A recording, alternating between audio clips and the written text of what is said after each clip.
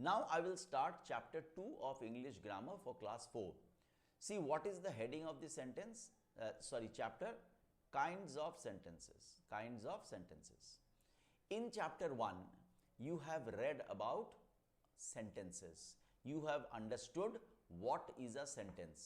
मैंने तुमको पढ़ाया था कि सेंटेंस क्या है. उम्मीद करता हूं तुम लोग सारे लोग समझ गया कि सेंटेंस क्या है.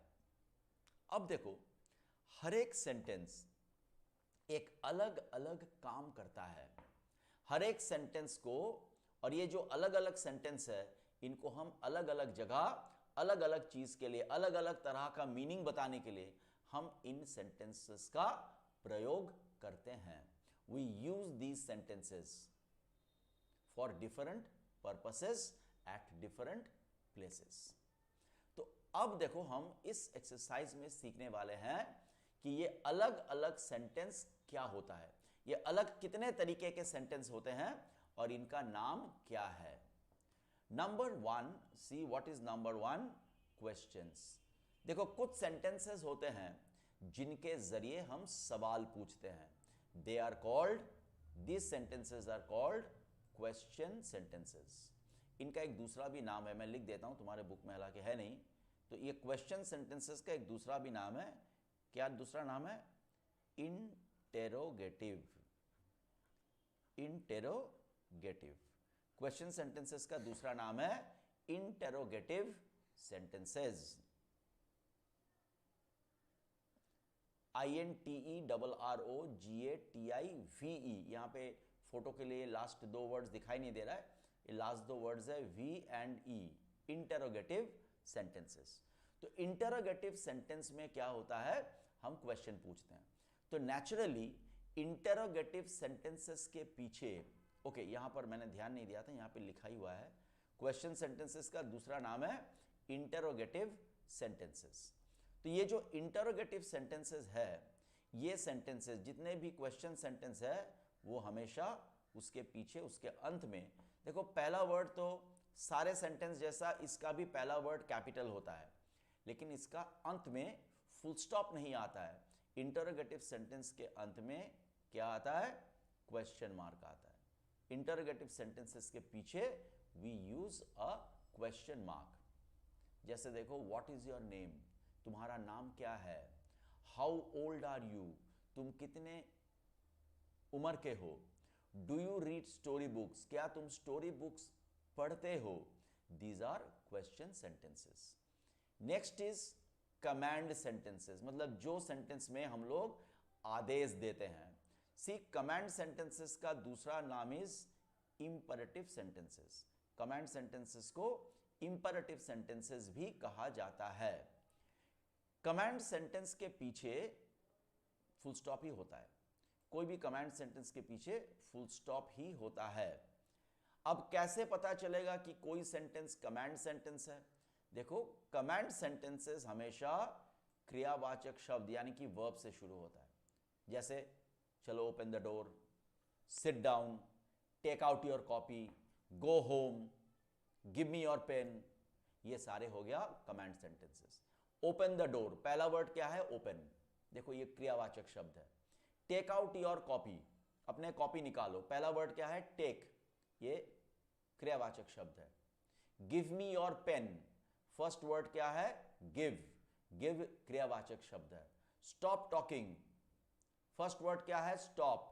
दिस इज ऑल्सो अ क्रियावाचक शब्द यानी कि वर्ब. तो कमांड सेंटेंसेस का पहला वर्ड हमेशा वर्ब होता है. So what is a command sentence और इंपरेटिव सेंटेंस? कमांड या इंपरेटिव सेंटेंस क्या है? जिन सेंटेंसेस के जरिए हम आदेश देते हैं, कमांड करते हैं, ऑर्डर देते हैं, इन सेंटेंसेस का पहला वर्ड इज ऑलवेज अ क्रियावाचक शब्द, that is a verb. And at the end of this sentences you always have a full stop. जैसे क्वेश्चन सेंटेंस में क्वेश्चन मार्क डालते हैं, कमांड सेंटेंस के एंड में we put a full stop. Next we come to statements. Statement माने जो sentence में हम किसी की बारे में कुछ कह रहे हैं. जैसे आई, यहां पे मैं अपने बारे में कह रहा हूं, I have lost my new pen. क्या कह रहा हूं अपनी बारे में? मैंने अपना नया पेन खो दिया.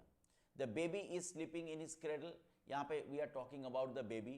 तो क्या कह रहा हूं कि बेबी अपने क्रेडल में सो रहा है। हर फादर, उसकी पापा, यहां पे हम किसके बारे में बात कर रहे हैं? उसकी पापा के बारे में। क्या बोल रहे हैं उसकी पापा के बारे में? हर फादर इज एन, अच्छा this is a spelling mistake, okay, ये स्पेलिंग मिस्टेक है। यहां पर होगा, here you have to write her father is an accountant, her father is an accountant, okay. So ये हो गया स्टेटमेंट सेंटेंसेस। स्टेटमेंट सेंटेंस में हम जिसकी बारे में बात करते हैं उसके बारे में कोई इंफॉर्मेशन देते हैं, उसके बारे में कुछ कहते हैं। देखो, स्टेटमेंट सेंटेंसेस का दूसरा नाम है असर्टिव सेंटेंसेस और डिक्लेरेटिव सेंटेंसेस। स्टेटमेंट सेंटेंसेस का दूसरा नाम है असर्टिव या डिक्लेरेटिव सेंटेंसेस। इन सेंटेंसेस, ये स्टेटमेंट सेंटेंसेस जो है ये दो तरीके के होते हैं, one is affirmative, one is negative. देखो, नेगेटिव मतलब हो गया जिसमें नॉट या कैनॉट आता है। जो असर्टिव सेंटेंस में नॉट या कैनॉट आता है दैट इज नेगेटिव सेंटेंस। जो असर्टिव सेंटेंस में नॉट या कैनॉट नहीं आता है, मतलब नावाचक शब्द, नेगेटिव वर्ड्स नहीं आता है, they are called affirmative sentence. जैसे देखो, आई कैन रन फास्ट, ये हो गया एफर्मेटिव। लेकिन अगर हम कहे I can not run fast, इसमें नॉट आ गया, ये हो गया negative sentence. Am I clear? उसके बाद हम लोग जाते हैं एक्सक्लामेटरी सेंटेंस। देखो, एक्सक्लामेटरी सेंटेंस क्या है? जो सेंटेंस के जरिए हम मन का एक अत्यधिक भावना, जो सेंटेंस के जरिए we express an excessive feeling of the mind, मन की बहुत ज्यादा भावना को हम एक्सप्रेस करते हैं, that is an exclamatory sentence. For example देखो, अगर हम खुश है तो हम क्या बोल सकते हैं? मैं बहुत खुश हूं। लेकिन अगर हम इसको ऐसा कहें, मैं बहुत, कितना खुश हूं मैं, अगर हम कहें ये सीनरी बहुत अच्छा है, ये असर्टिव सेंटेंस है। लेकिन अगर हम कहें वाह कितना खूबसूरत सीनरी है, ये हो गया एक्सक्लामेटरी सेंटेंस। अगर हम कहें मेरा दोस्त बीमार है, ये हो गया नॉर्मल सेंटेंस, असर्टिव सेंटेंस। लेकिन अगर हम इसको ऐसे कहें हाय मेरा दोस्त बीमार है, ये हो गया एक्सक्लामेटरी सेंटेंस। तो देखो, एक्सक्लामेटरी सेंटेंस हम कैसे समझते हैं? ऑलवेज एक्सक्लामेटरी सेंटेंस के पीछे एक मार्क ऑफ, इसको बोलते हैं mark of exclamation, this is called a mark of exclamation. कोई भी एक्सक्लामेटरी सेंटेंस के पीछे हमेशा there is a mark of exclamation. ये मार्क ऑफ एक्सक्लामेशन देख के ही समझ में आता है that this is an exclamatory sentence. So this is this chapter. यहां पे कोई एक्सरसाइज नहीं है, लेकिन इस चैप्टर में हमने जो सीखा है, यानी कि सेंटेंस को हमने 4 भाग में बांटा है। नंबर 1, क्वेश्चन पूछने वाला सेंटेंस, दैट इज क्वेश्चन और इंटरोगेटिव सेंटेंस। कमेंड सेंटेंसेस यानी कि इंपेरेटिव सेंटेंसेस। नंबर 3, असर्टिव या स्टेटमेंट या sorry declarative sentences. Number 4, exclamatory sentences. अब आने वाले जो चैप्टर्स होंगे उसमें इन्हीं के ऊपर एक्सरसाइज रहेगा। So that is all for now as far as this chapter is concerned. So please solve the homework that is given in chapter 2. Chapter 1. Chapter 1 वाला homework solve करके कृपया submit the copy in the school on Friday between 9 and 12. Okay? Thank you so much. Bye.